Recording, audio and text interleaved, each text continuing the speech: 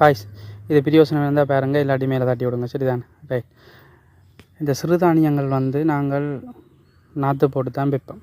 இப்போ நாற்று போட்டு வைக்க அந்த நாங்கள் கையால் போட வைக்க நிறைய விதைகள் ஒரே இடத்துல முளைச்சி நாற்றுகள் பழுதாப்போம். அப்புறம் சின்ன ஒரு முயற்சி இந்த சோடா போத்தில் இருக்குது தானே, அதை வெட்டி என்ன செய்வோம்னு சொல்லிச்சுன்னா சின்ன சின்ன ஓட்டி ஒன்று போட்டுவிட்டு அந்த விதைக்கேற்ற மாதிரி இப்போ நிலத்தை கொளுத்தி பண்படுத்தி போட்டு அந்த நிலத்தில் என்ன செய்ய போகிறோம்னு சொன்னால் அந்த சோடா போத்திலுக்குள்ளே விதையை போட்டுட்டு அதில் இருந்து தான் நாங்கள் என்ன செய்ய போகிறோம், அந்த போத்திலுக்கூடாக நாங்கள் விதையை தூவி விட போகிறோம். அப்போ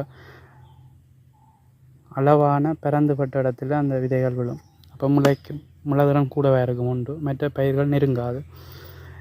இது ஒரு சின்ன ஒரு முயற்சி தான் பாருங்கள். உங்களுக்கு பிரியோசனம் இருந்தால் அல்ல இது எப்படி செய்யலாம்னு சொல்லி உங்களுக்கு ஒரு ஐடியாக்கள் இருந்தால் கீழே கமெண்ட் பண்ணுங்கள்.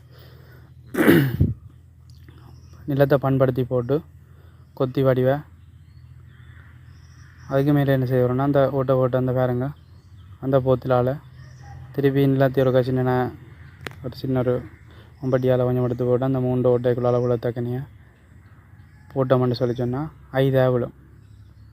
5 விழுந்து வேண்டாம், முளைதிறன் கூடவே இருக்கும், பயிர் நெருங்காது. சரிதானே? இந்த வீடியோ உங்களுக்கு பிரியோசனமாக இருந்தால் லைக் பண்ணுங்கள், கமெண்ட் பண்ணுங்கள். அல்ல இதை விட வேறு மெத்தடில் போடலாம்னு சொன்னாலும் அந்த மெத்தடை கீழே கமெண்ட் பண்ணிவிடுங்க. சரிதானே? ஓகே. இது சிறிய முயற்சியில் மேற்கொள்கிறார்களுக்கு தான் இந்த மெத்தட் பிரியோசனமாக இருக்குமென்று நான் நினைக்கிறேன்.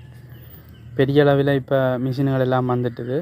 ஆனால் ஒரு கொஞ்சம் நிலப்பரப்பில் செய்கிறார்களுக்கு இந்த வீடியோ பிரியோசனமாக இருக்குமென்னு நினைக்கிறேன். ஓகே, பாய்.